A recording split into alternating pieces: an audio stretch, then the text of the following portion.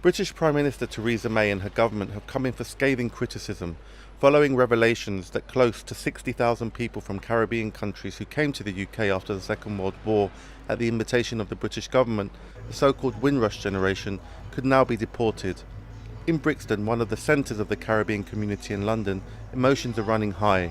Well, I think personally, as usual, the government, as far as the Caribbean people are concerned, have handled it wrong yet again. I seriously believe that,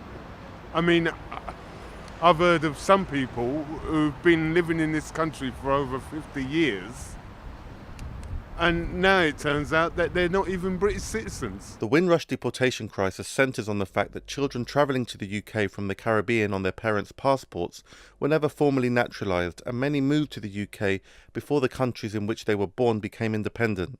So they assumed they were British. They now face the risk of deportation if they never formalise their residency status and do not have the required documentation to prove it. All of this is a direct consequence of the actions taken by Theresa May when, as Home Secretary in 2013, policies were implemented to, in her own words, create a hostile environment for immigrants in this country. We saw go-home vans, bonuses for immigration officers for knocking back asylum seekers, and a whole range of policies across departments to deny access to services, housing, etc. for immigrants in this country.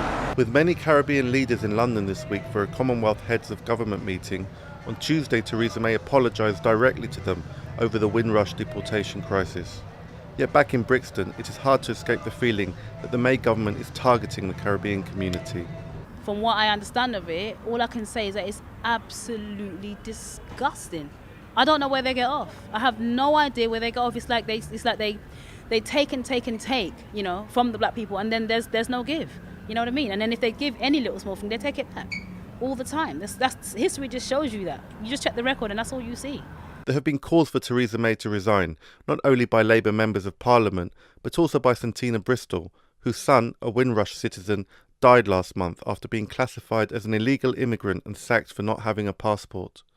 Bristol believes the stress caused by her son's immigration problems was responsible for his death. With emotions running high, both amongst the Caribbean community and wider society, the government is now scrambling to contain the crisis. Pablo Navarrete, teleSUR, London.